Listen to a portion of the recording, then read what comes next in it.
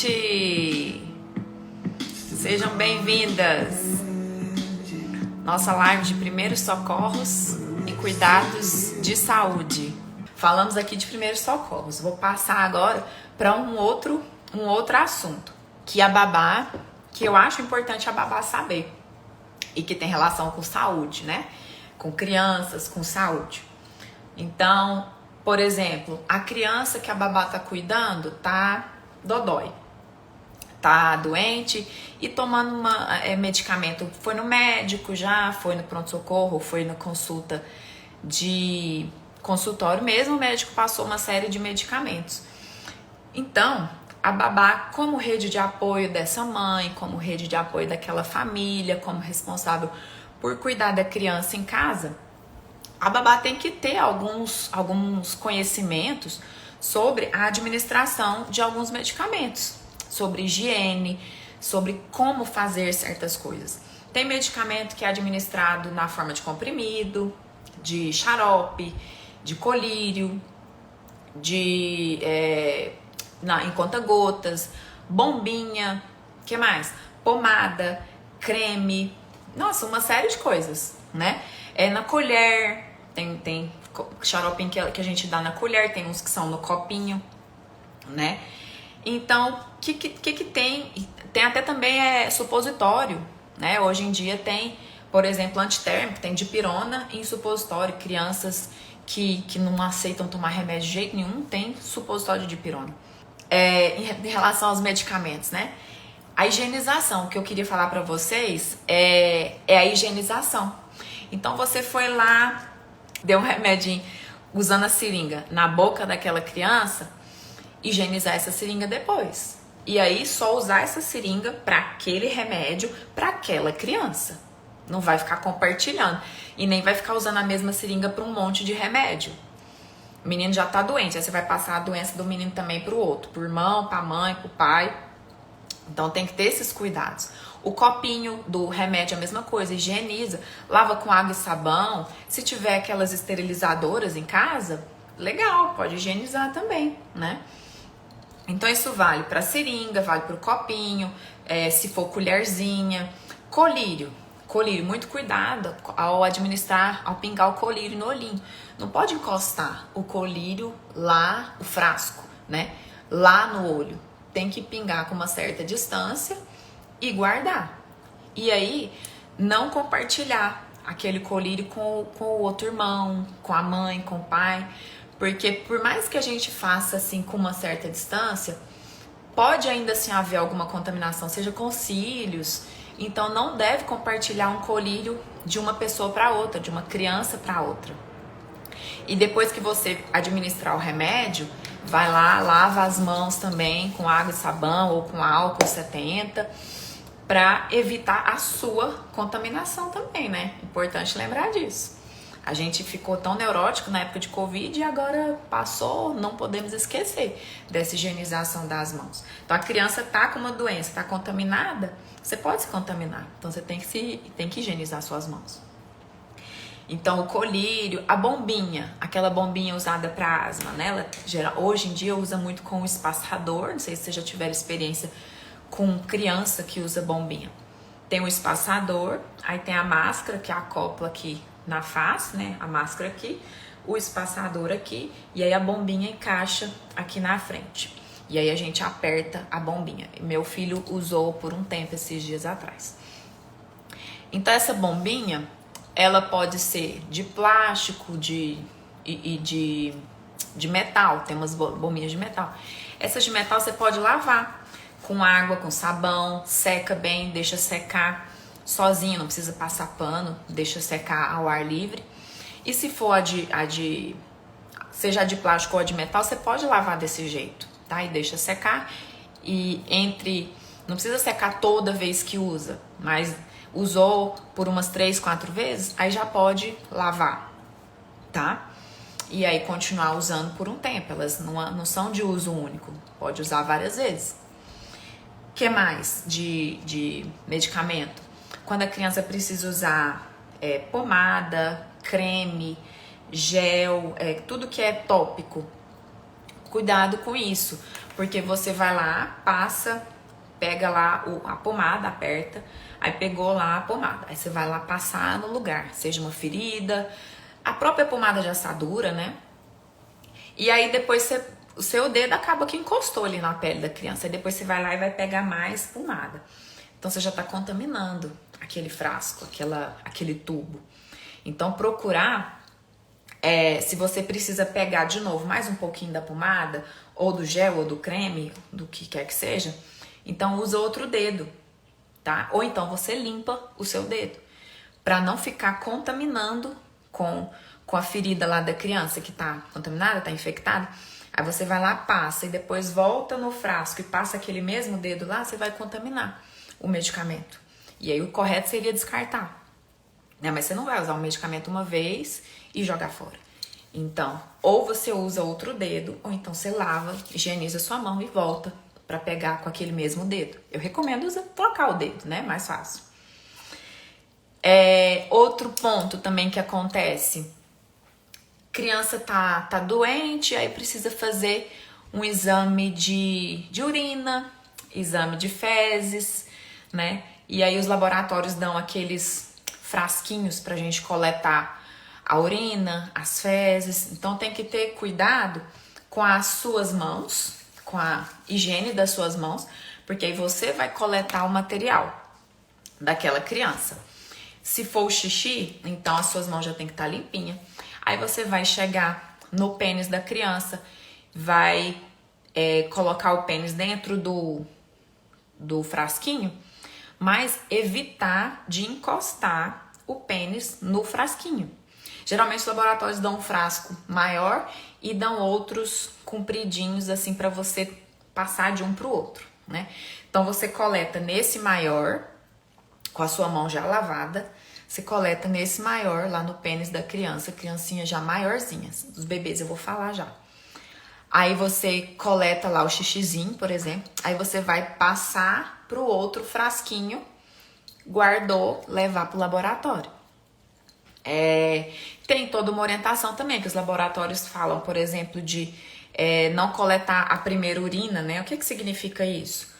Esperar a criança fazer aquele primeiro jato de xixi e aí pegar o jato médio, tá? Jato médio é assim, você esperar sair o primeiro jato e aí você pega o jato do meio de xixi, tá? E no caso de bebê, que aí o bebê não tá usando fralda, como é que eu vou fazer essa coleta com frasquinho? Aí os laboratórios dão uns saquinhos que você cola em volta, seja da vagina da criança, da menina ou do pênis do menininho. Por exemplo, no caso de menino, né? Eu tenho 2 meninos. É um saquinho que tem como se fosse um adesivo. Aí o pênis tá aqui, por exemplo. Aí você vai colar aqui em volta o saquinho e o saquinho vai ficar aqui assim. É mais ou menos isso.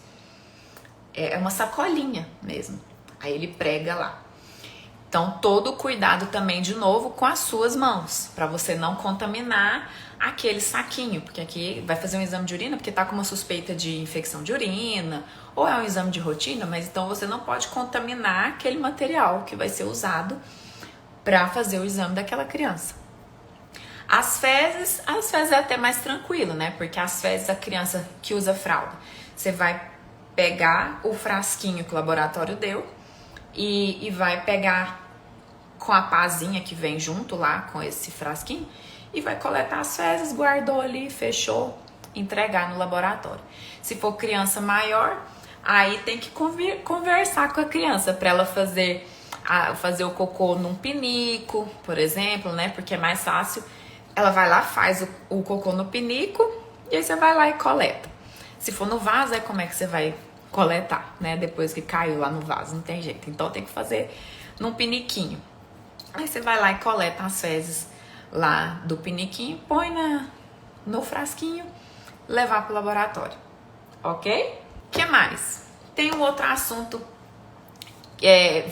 não voltando, mas tem relação com os primeiros socorros que eu falei no começo. Coisas que são importantes de ter num kit de primeiros socorros, vamos dizer assim, um kit de primeiros socorros. O que é importante de ter sempre à mão? Isso assim, não é a babá que vai providenciar, né? É a mãe, é a família. Mas a babá trabalhando lá naquela casa, perguntar, ó, onde que ficam as coisas se acontecer um machucado, se a criança precisar, onde que ficam as tais coisas, um kitzinho de primeiros socorros e aí eu quero falar pra vocês o que deve ter nesse kit de primeiros socorros. Eu separei aqui, vou até pegar aqui pra vocês, ó. Aqui em casa eu tenho com essas maletas aqui, eu tenho uma maleta só de medicamento e tem essa maleta aqui que é só pra ferimento, só pra machucado. Que aí as coisas são maiores, eu coloquei numa maleta separada pra isso. Primeira coisa, que é o mais corriqueiro, aqueles curativos adesivos, o famoso band-aid, né? O band-aidzinho. Aqui o band-aidzinho.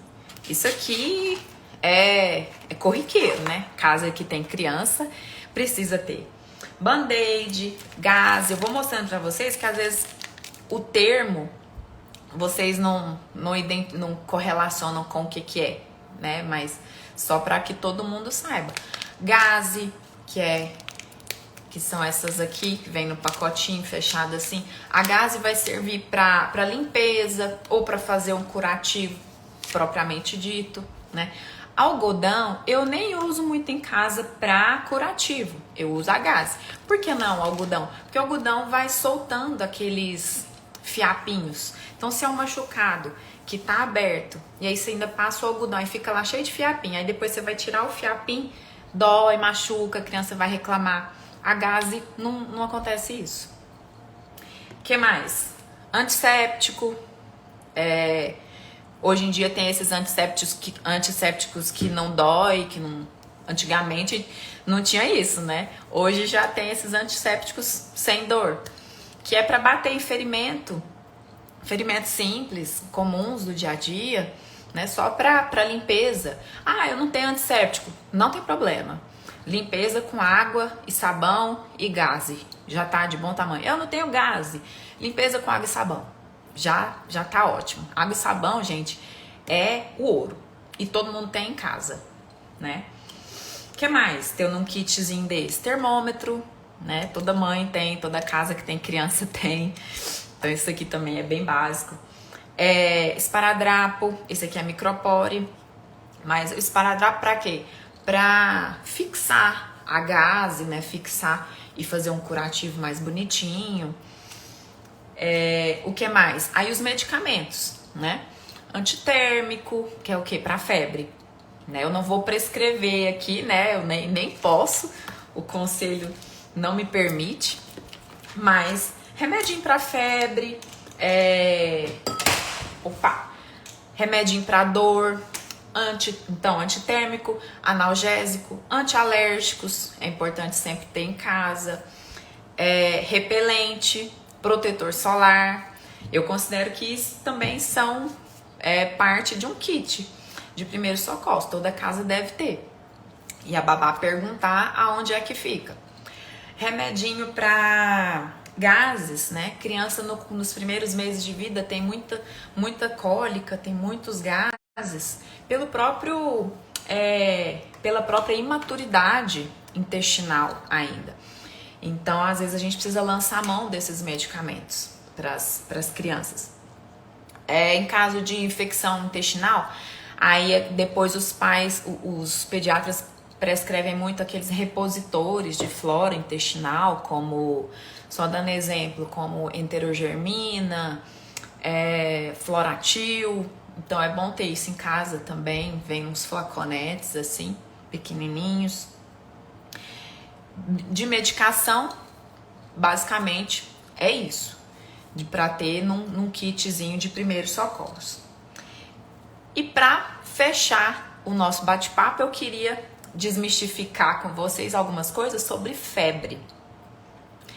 A febre é uma vilã para muita gente. Tem gente que morre de medo de febre. Primeiro pelo risco de convulsão. Tem gente que tem muito medo de febre porque pode dar convulsão. Já falei isso num post anterior também, que o número lá, tá com 40 graus de febre, vai convulsionar. Não tem relação, não é assim. O que significa um maior risco da criança convulsionar é a velocidade que a temperatura se eleva. Não é a temperatura final. É a velocidade que aquela temperatura se eleva. E tem também uma certa predisposição genética, que é isso aí, ninguém pode fazer nada quanto a isso, né? Então, eu sei que convulsão febril é uma coisa assustadora, não é legal, quem já passou por isso, mas só a título de esclarecimento, tá? O número, o valor lá, valor alto não significa que vai convulsionar porque tá com 40, 41 graus de febre. Uma novidade que a Sociedade Brasileira de Pediatria trouxe recentemente, é uma atualização, que já considera febre 37,3 graus. Tá, meu filho tá com 37,3. Eu já devo medicar meu filho, a criança que eu cuido? Nem sempre, não é bem assim. Aí você também não deve ficar escrava do termômetro. Olhe o estado geral daquela criança, observe como que ela tá. Mais importante do que o número do termômetro é o estado geral daquela criança. É o desconforto, é a irritabilidade, é o choro, é aquela criança que tá amuada, que não quer saber de nada. Então, aí é o caso de medicar, de usar um antitérmico, de dar um remedinho para aquela criança. E um outro ponto que eu quero destacar aqui, sobre o banho. Quem nunca ouviu falar também de que dá banho gelado no menino, tá com febre, dá banho gelado para baixar a temperatura. Realmente vai abaixar, lógico que vai abaixar. Mas poxa, gente, o menino já tá ardendo em febre, tá todo desconfortável, tá chorando, tá chato, e aí você ainda mete o menino embaixo de um chuveiro gelado? Não, também não. Coloca num banhozinho, então, mais fresco. Não precisa ser um banho gelado. Coloca ele num banho fresco. Não vai pôr ele no banho quente. Põe ele num banho fresquinho. A temperatura do corpo dele vai abaixar. Com certeza. E outra coisa, aí tira a roupinha. Põe ele para ficar mais fresquinho. Tira a roupa. Não fica empacotando. Tem gente também que tem essa crendice de tem que empacotar o menino pra ele suar a febre. É ou não é? Vocês já ouviram falar isso também. Tem que suar a febre. Não tem que suar, gente. Imagina o desconforto. Você já tá com febre, tá mole, tá cansado, tá irritado. E aí sua mãe ainda vai e te pacota. Ou a babá vai e te pacota todinho. Não faz isso com a criança. Se fosse eu, não iria tomar banho. Pois é, né? Imagina a gente, adulto. Você tá com febre, tá indisposto, tá cansado, com o corpo doendo, tudo ruim, aí você ainda vai tomar um banho gelado? Ninguém merece uma coisa dessa. Vai lá, toma um banhozinho fresco. Aí não melhorou só com banho? Muitas vezes o banho é uma atitude mais conservadora, né? Para aquela febrezinha que tá assim, só começando, não tá resolvendo, aí medica.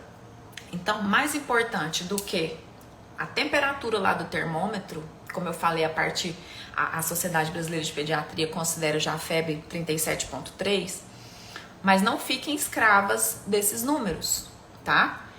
Observem o estado geral da criança. Tá moadinha, tá cansada, tá chorosa, tá irritada e, somada a isso, tá com a temperatura que indica que é febre, tudo bem. Então medicar com antitérmico, banhozinho mais fresco. E outra coisa também a não se fazer, que vocês também já devem ter ouvido falar, compressa com álcool nas axilas e na planta dos pés, na sola dos pés. E tem gente que faz isso até hoje. Porque o álcool, ele tem essa capacidade, digamos assim, de puxar, vamos dizer assim, de puxar a temperatura. E aí, consequentemente, abaixar a temperatura da criança que tá com febre, né? É outra coisa desconfortável também. porque o álcool é gelado, além do cheiro forte, né? Pode até intoxicar a criança, dependendo da idade ali e da quantidade que colocou. Então também não é indicado fazer compressa de álcool nas axilas, na sola dos pés, cobrir a criança, empacotar a criança para ela suar aquela febre, e o banho frio, banho gelado. Faz um banhozinho mais fresco, observa, dá suporte, hidratação e fica ali do lado daquela criança. Tá precisando do antitérmico? Aí dá o antitérmico, conversa com os pais, né, sobre isso. E é assim que a gente deve manejar essas situações. O que eu tinha para falar para vocês era basicamente isso. Vocês viram que foram várias desmistificações, né, que a gente desconstruiu aqui, muitos conceitos, muitas atitudes que as pessoas fazem sem pensar, só porque aprendeu com a mãe, com a avó, com a vizinha, e vai reproduzindo, sem pensar muito, e que podem gerar muito desconforto, né, na criança, e não é legal. Então, eu espero que eu possa ter contribuído mais um pouquinho com vocês, com esses conhecimentos aqui. Quero agradecer a presença de cada uma. Espero que vocês tenham aprendido um pouquinho aqui. Até a nossa próxima live. Juízo e um beijo.